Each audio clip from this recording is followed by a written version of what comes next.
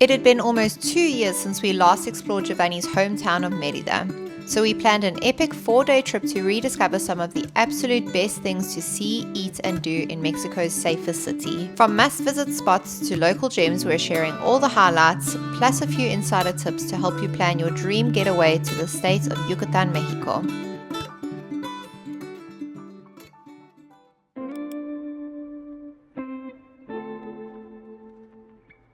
We are here in Merida, Yucatan, my hometown. I think we have never come on a Sunday, and on a Sunday in the main plaza in Merida, they close it because they have like a bike route and they have food stands. When you say close it, he means they close all the streets. Yeah, that's what I meant, yes. Yeah. This is a cool opportunity for the locals who would like to come and run in the main streets, where typically during the week are quite busy.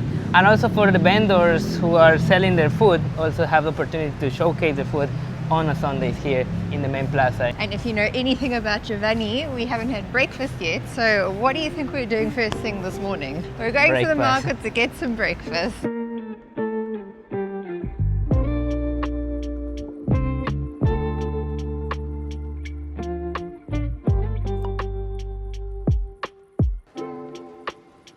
Actually, we found one entire street of food stands that we're gonna see what we'll be having. Probably something local. Yeah, and I'm definitely going to get a marquesita. You would typically only get a marquesita kind of lunchtime because I mean it's so full of sugar, but I'm definitely getting a marquesita for dessert.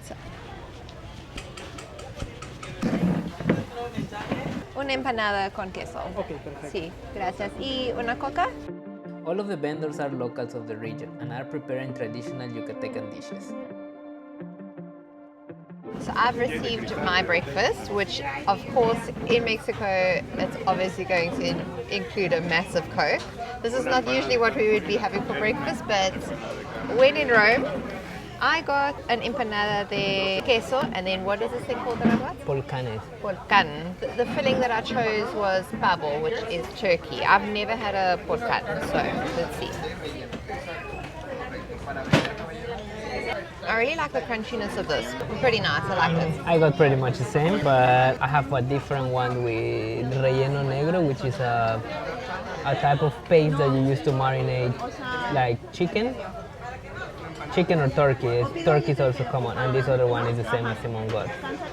Actually, this is not the food tour segment of this video. We're actually going on a guided food tour through the main market here in Merida. We're really, really looking forward to that. I think we're going to get to try some really delicious food.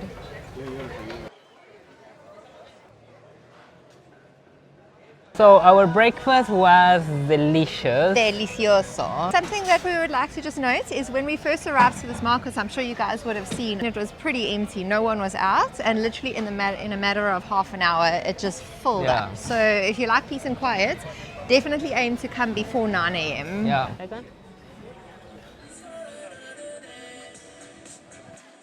Un marquesita de queso de bola y Nutella, por favor.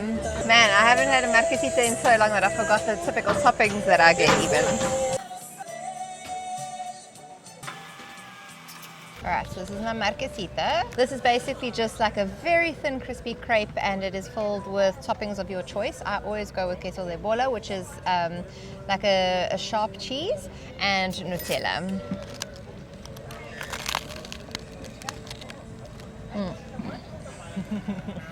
Very good. So this road closure actually goes from the main plaza all the way to Paseo Montejo, that affluent area that we were talking about earlier. And instead of renting bicycles, because it's so sunny today, we're going to walk because it's not that far, and we can actually walk in the shade. But you could rent bicycles. We've seen a lot of people on bicycles.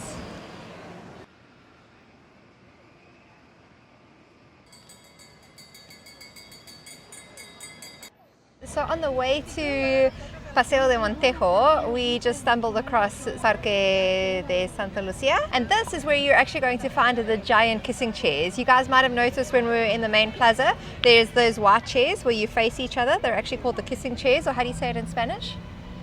They have a different name. I can't remember. We'll I have will to put in it on the yeah. screen, yeah. But here's the giant one that you can come and get your photo taken at. Merida is actually known for being one of the safest cities in Mexico. We've been to certain places in Mexico where with our cameras and our equipment we feel very exposed. Even though it is statistically the safest city in Mexico, it really does feel like that too. It's not just like something that someone is saying, it just really does look like that and feel like that. Yeah, as we just passed this park, they have like a panic button for, like, I mean, if you feel in risk. They don't have a huge police presence here, probably because it's not even needed. And even though there is a lot of soliciting, no one harasses you. They just come, hey, no thank you, okay, bye. This is the third time we've been here, and Giovanni grew up here, and we can genuinely say it just feels very secure, very friendly, very lovely in the city. Paseo de Montejo is a historic avenue in Merida, named after the city's founder, Francisco de Montejo. You can expect to see European-style mansions, fancy coffee shops, and boutique stores selling beautiful clothing and crafts. These pop-up stores that are just on the sidewalk, I believe, are just out on a Sunday for the, what is the name of this initiative? Merida en Domingo. Merida en Domingo. Otherwise, there are some very beautiful permanent stores along this whole strip.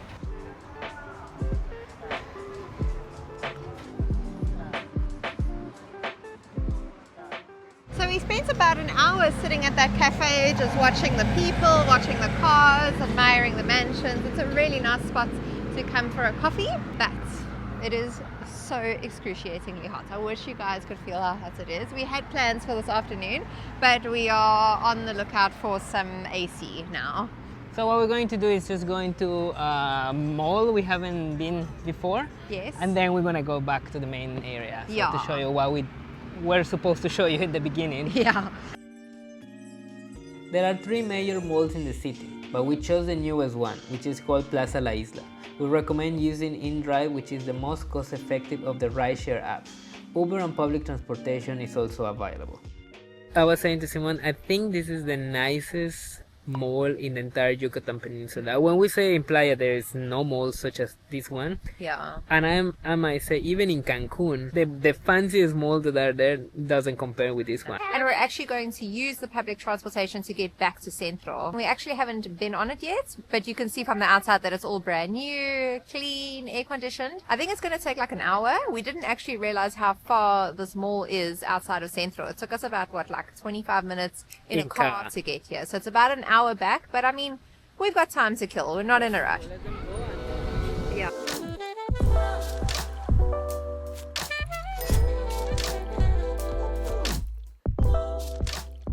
They've got AC, they're clean, they're brand new.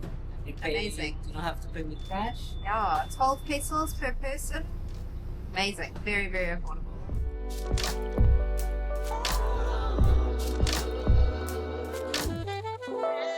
So it is the end of the day now, and we're back in the main square, and it's just so much more pleasant at this time of the day where the sun is hiding behind the buildings and everything is so nicely shaded, but we still got a lot of light. It's just not as hot, but obviously it's a little bit more busy because people are out and about now. And we were wrong. We thought that the food and the artisanal market was only here for the first half of the day while the streets are closed, but that is not the case. They're actually still here, and there's actually way more going on right now at the end of the day. Yeah, it's still like, it's buzzing right now. Yeah. It is. Buzzing, but still nice and peaceful. Yeah, and less hot. Yeah. The city offers free performances during the weekends in front of the town hall, like this one called Jarana, a traditional dance in the state of Yucatan. So the only spot that we kind of missed in this main plaza is the Cathedral, which is very beautiful from the outside, but you can actually go inside and attend mass for free. Go have a look around, but I really need to go to the bathroom, so we're actually going to call it a day and head back to our hotel, and then we'll see you guys tomorrow for the food tour at the Mercado Municipal.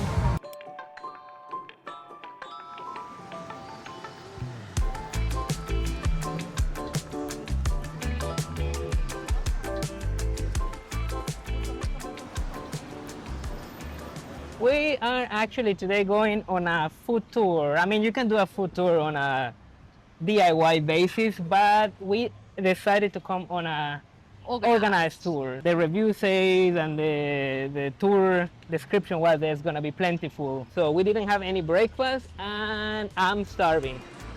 Our food tour started at one of the most popular markets in Merida, Lucas de Galvez, where we'll be tasting traditional local cuisine.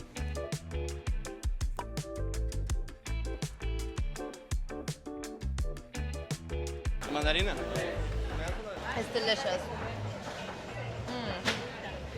It's 100% natural. Dragon fruit and Very. mandarin.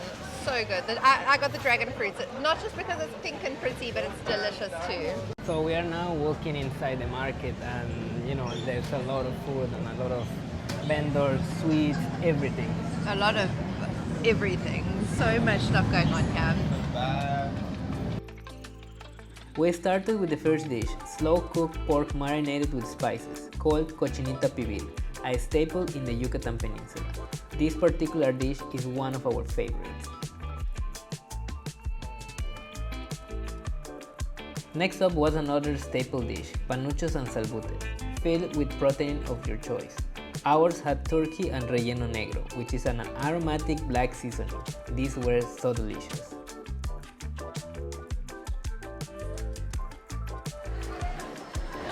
One of your favorites, huh? Excited, yeah. So we had an empanada de queso de bola years ago when we were in Valladolid. We're actually going there soon in a few days, back to the same restaurant to get the same empanada, but I've been talking about it for years, and this is kind of like the same thing. I don't know if it will taste exactly the same, but I'm really looking forward to this. The dough is made out of corn and chaya leaf, which is kind of like spinach. And then it's filled with Edam cheese, and then topped with tomato sauce and cabbage. Tasty?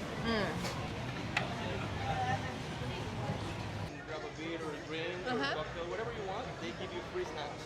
The last stop of this tour was for traditional candies. We were allowed to pick 3 different options each, which included mazapan, that is made from pumpkin seed flour. Our tour is over. We had a really good time. The tour was 1.5 hours, and it was perfect for the timing. The guy, Carlos, which was the tour guide, explained every single dish we were eating, and he gave us the time for us to enjoy as well. I think 1.5 hours for a food tour is enough for what items we got, right? Yeah, and the amounts of food that we had as well. I'm so full right now. We came with empty bellies because we had the expectation that we were going to be eating a lot. We really got some really good stuff. I think the empanada de queso, Queso de bola. queso de bola, it was amazing. Yeah. Everything was really good, but the empanada for me was incredible.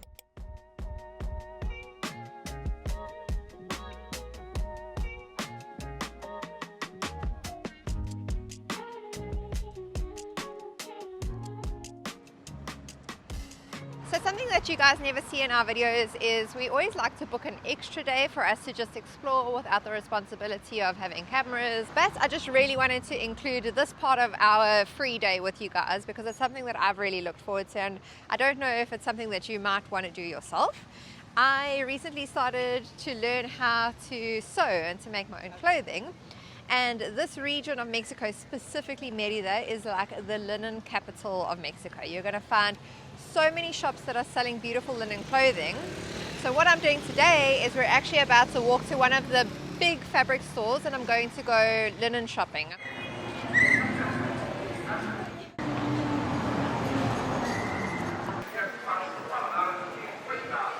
We're about to head into Asís to hopefully go find some nice linen. Your paradise, my love. So happy here. You will find every type of fabric and craft supply that you can imagine on this store. After Simone spent a fair amount of time browsing the linen section, she got all the fabric needed for her new project. We got 6 meters of linen blend fabric for around 400 pesos or about $20 US. As people who love to travel, we're always on the lookout for the best deals on flights and accommodation. Something that you may not know is that many travel-based websites actually charge different prices depending on where it thinks that you're browsing from. This is called price discrimination, and it's completely legal. This is where Surfshark VPN comes in. It actually allows you to connect to over 3,200 servers in 100 countries, making it possible to change your geolocation so that websites think that you're browsing from another place, which allows you to find better deals on flights and accommodation. When planning our trip to Merida, we we compare prices from several hotels to get the best deal by using our Surfshark VPN to switch between different server locations. For example, we looked up the high-end Regency in Merida while connecting to a US server location and saw a rate of $225 per night. Then we switched to a server in Mexico and the price dropped to $175 per night. That's a $50 difference per night. That savings alone can easily cover a couple of meals or even a tour. Ever since we started using Surfshark VPN and this simple price comparison trick, we have saved tons in our travels and we wouldn't book any other trip without it, knowing how much it helps us to stretch our budget. Additionally, by connecting to Surfshark VPN, your connection is encrypted and made secure. Whether it's your online banking or your passport, you are protected with Surfshark. Last but not least, you can connect to any VPN that will allow you to connect to any streaming platform that would otherwise be geo-blocked while traveling. Over the last few months, we've been using Surfshark to connect to various streaming platforms like Hulu and Prime, which otherwise aren't available in Mexico. Lately, we've been absolutely loving Chad Powers and Only Murders in the building. You can connect an unlimited number of devices too. We have it in our phones and our computers, meaning everything is protected. Surfshark also offers a 30-day money-back guarantee, meaning there's no risk in trying it out for yourself. Head to surfshark.com/fortheroad and use our code fortheroad to get an additional 4 months of VPN protection absolutely free.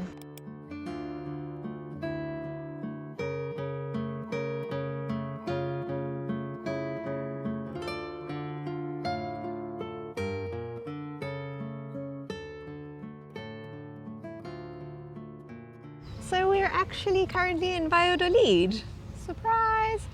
2 days ago, we went on a day trip to the popular beach town of Progreso. It was such a stunning day, so beautiful, but we're not including that in this video because it really deserves its own video. And then yesterday, we took an ADO bus from Merida to Valladolid, and it took about, what, 3 hours? 3 hours. 3 hours.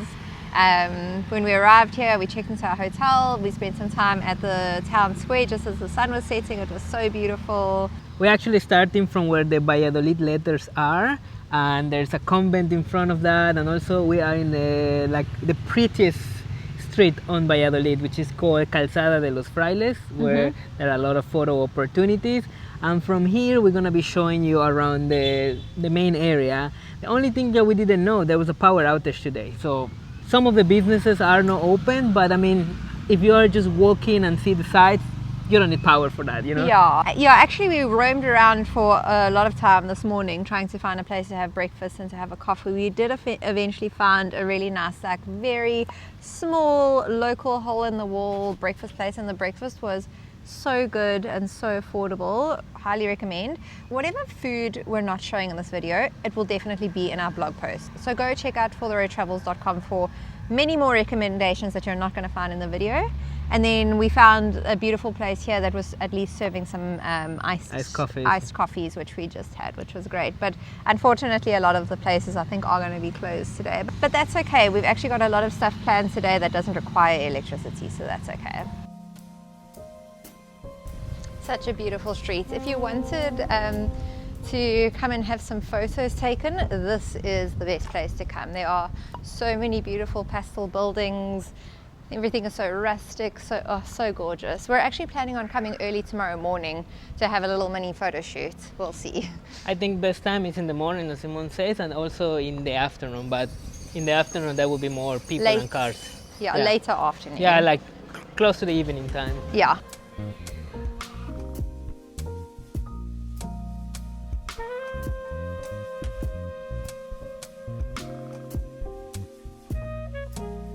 So as you can see, Valladolid, very much like Merida, is also a colonial city, but this city is way smaller than Merida. Merida is like the financial hub of the south of Mexico, I would say. But I would say it was busier than Merida, at least in the main plaza. There's a lot more tourists. For some reason, it seems like there's so many more tourists here in Valladolid than Merida, but I mean, I don't know why. It might just be the season, it might be tour groups.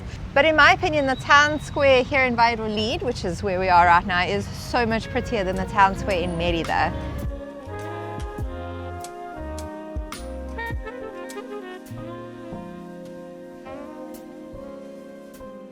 Someone wanted to stay on the kissing chairs, Yes. I don't know how they call them in Spanish. I can't recall. It's I not. don't know, but I think they're Yeah. designed so well for conversation. Instead of sitting side by side, you're literally sitting facing one another. These are super, super typical for Yucatan, but you're not going to find them in the Riviera Maya. They're just the Yucatan. Yeah. One of the main things that you will find in, I will say 99% of the main squares in Mexico, it's cathedrals. Cathedrals or churches will be next to this main square. So Valladolid also has its own. We've been to Valladolid maybe like, I don't know, 4 or 5 times. And for some reason, we've never stepped foot inside of the cathedral. I don't know why. Don't know why. But we're going to go check it out now.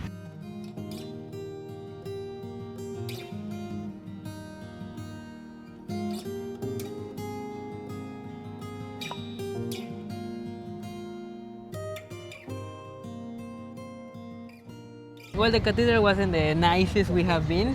No, actually, Mazamitla, I think, is the nicest we've seen. Yeah. Yeah. Pretty. Pretty. Yeah. Yeah. And now it is lunchtime. So we had this very specific place in mind, but like we said, there's no internet today. Electricity. Electricity, yeah, there's no electricity. So some places have the ability to accept card, others don't. We don't have any more cash on us. So the ATMs are not available, so I don't know. Even the cenote that we wanted to go to. Yeah. I don't know if we're going to be able to do anything today. We had no idea that the entire city is dark. The whole city is out And today. some of the even the ATMs, they don't have power, so you don't have control on that.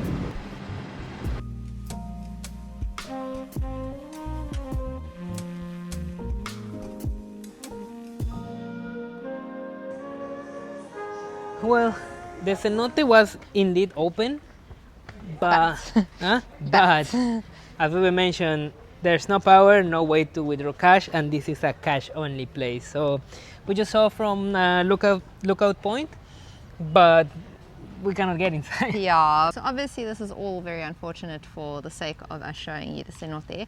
But if you are in the Yucatan Peninsula, you cannot miss visiting a cenote. The reason why we would recommend this one in particular is because you don't need additional transportation or anything to get here. It's actually one of the most beautiful cenotes we've ever been to. So yeah, cenote Zasi, and then come for the queso de bola cheese empanadas afterwards.